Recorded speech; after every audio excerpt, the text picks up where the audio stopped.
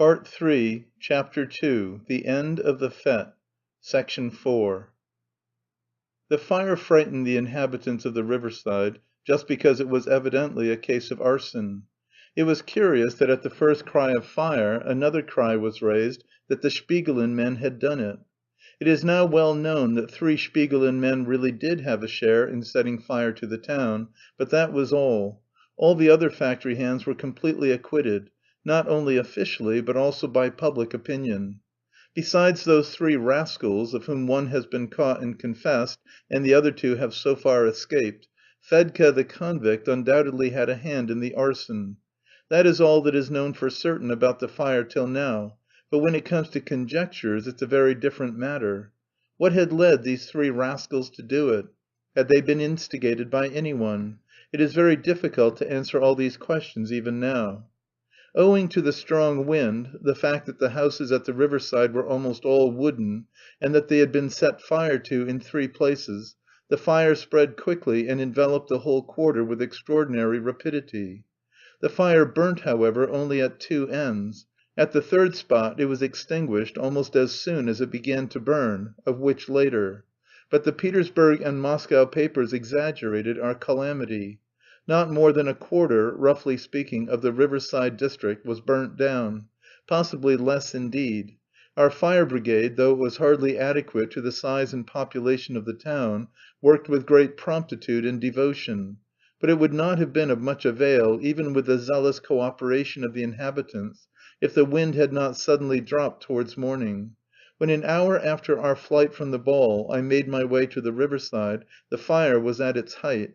The whole street parallel with the river was in flames. It was as light as day. I won't describe the fire; every one in Russia knows what it looks like. The bustle and crush was immense in the lanes adjoining the burning street. The inhabitants, fully expecting the fire to reach their houses, were hauling out their belongings, but had not yet left their dwellings, and were waiting meanwhile sitting on their boxes and feather beds under their windows. Part of the male population were hard at work, ruthlessly chopping down fences and even whole huts which were near the fire and on the windward side. None were crying except the children, who had been waked out of their sleep, though the women who had dragged out their chattels were lamenting in sing-song voices. Those who had not finished their task were still silent, busily carrying out their goods. Sparks and embers were carried a long way in all directions. People put them out as best they could. Some helped to put the fire out, while others stood about admiring it. A great fire at night always has a thrilling and exhilarating effect. This is what explains the attraction of fireworks.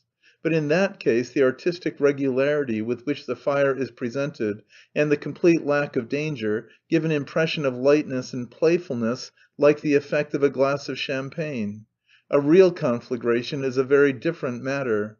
Then the horror and a certain sense of personal danger, together with the exhilarating effect of a fire at night, produce on the spectator, though of course not in the householder whose goods are being burnt, a certain concussion of the brain and, as it were, a challenge to those destructive instincts which, alas, lie hidden in every heart, even that of the mildest and most domestic little clerk. This sinister sensation is almost always fascinating. I really don't know whether one can look at a fire without a certain pleasure. This is word for word what Stepan Trofimovitch said to me one night on returning home after he had happened to witness a fire, and was still under the influence of the spectacle.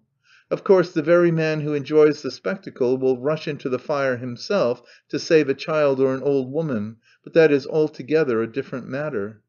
Following in the wake of the crowd of sightseers, I succeeded, without asking questions, in reaching the chief centre of danger, where at last I saw Lembke, whom I was seeking at Yulia Mihailovna's request. His position was strange and extraordinary. He was standing on the ruins of a fence. 30 paces to the left of him rose the black skeleton of a 2-storied house which had almost burnt out. It had holes instead of windows at each story, its roof had fallen in, and the flames were still here and there creeping among the charred beams. At the farther end of the courtyard, 20 paces away, the lodge, also a 2-storied building, was beginning to burn, and the firemen were doing their utmost to save it. On the right the firemen and the people were trying to save a rather large wooden building which was not actually burning, though it had caught fire several times and was inevitably bound to be burnt in the end. Lembke stood facing the lodge, shouting and gesticulating. He was giving orders which no one attempted to carry out. It seemed to me that every one had given him up as hopeless and left him.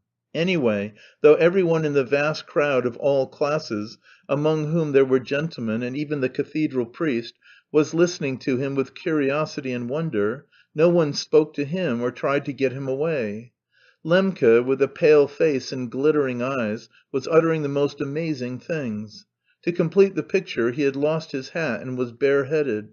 "It's all incendiarism, it's nihilism. If anything is burning, it's nihilism," I heard almost with horror. And though there was nothing to be surprised at, yet actual madness, when one sees it, always gives one a shock.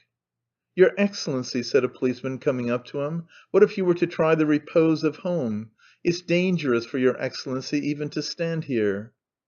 This policeman, as I heard afterwards, had been told off by the chief of police to watch over Andrey Antonovitch, to do his utmost to get him home, and in case of danger even to use force, a task evidently beyond the man's power.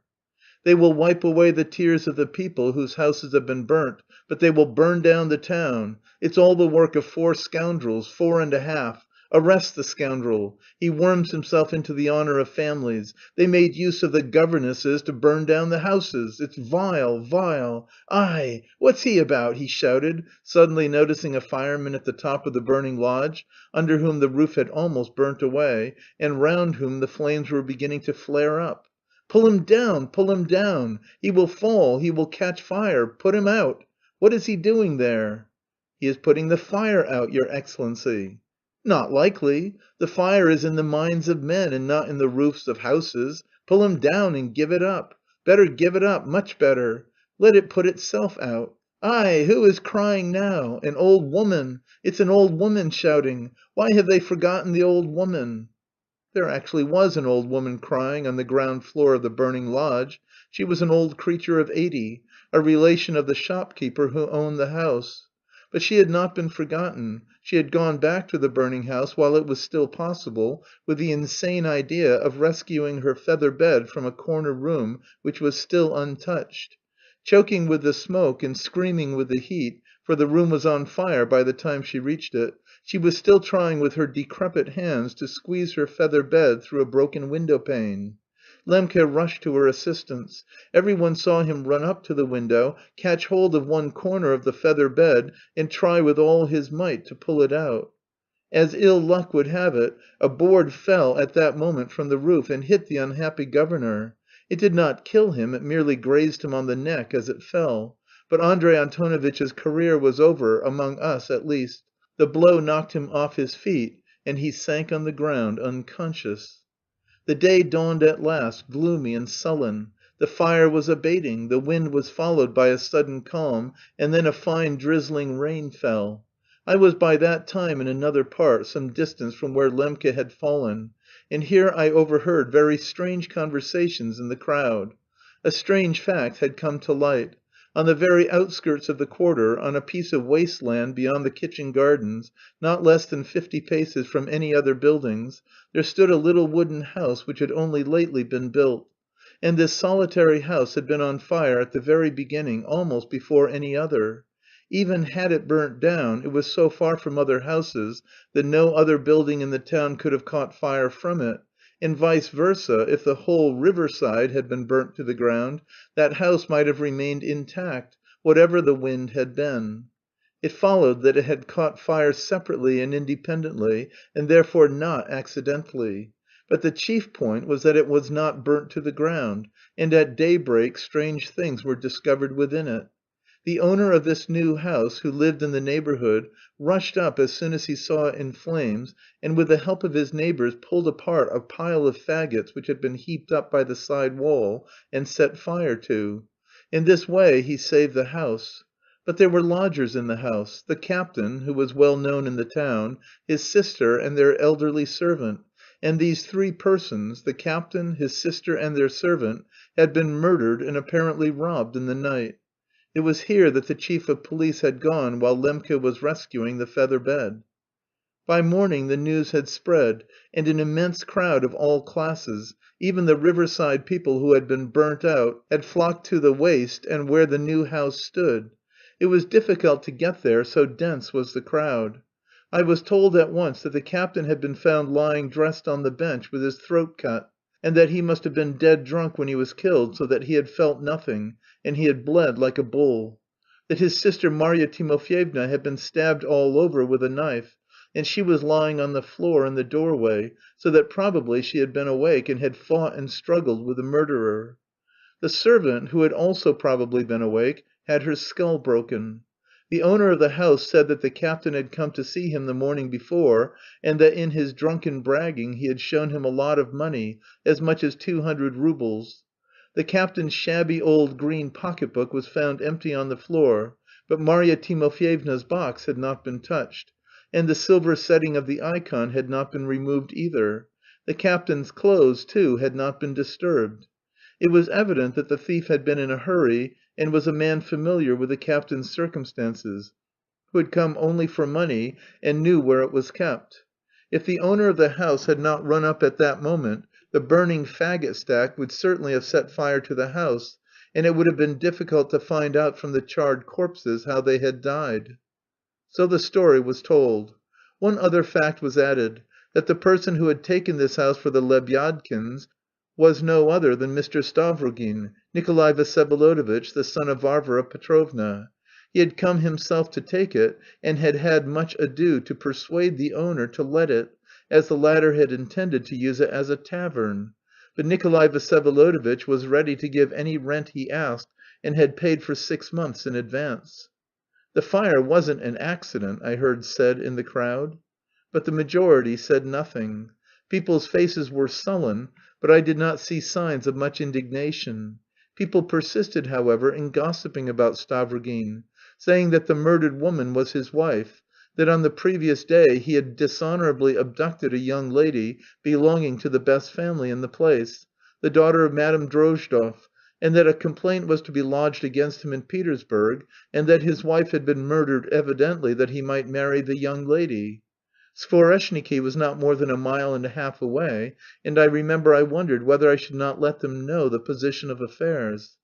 I did not notice, however, that there was anyone egging the crowd on, and I don't want to accuse people falsely, though I did see and recognised at once in the crowd at the fire 2 or 3 of the rowdy lot I had seen in the refreshment room. I particularly remember one thin, tall fellow, a cabinet maker as I found out later, with an emaciated face and a curly head, black as though grimed with soot. He was not drunk, but in contrast to the gloomy passivity of the crowd, seemed beside himself with excitement. He kept addressing the people, though I don't remember his words. Nothing coherent that he said was longer than, "I say, lads, what do you say to this? Are things to go on like this?" And so saying, he waved his arms. End of Part 3, Chapter 2.